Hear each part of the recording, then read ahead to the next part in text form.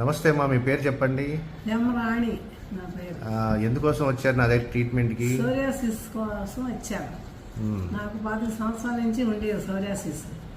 ఇప్పుడు ఈయన దగ్గరికి రాగానే తగ్గిపోయింది. నెల రోజులకే తగ్గిపోయింది వాడగానే మందు. పూర్తిగా ఎన్ని రోజులు బట్టి తగ్గిపోయింది మీకు?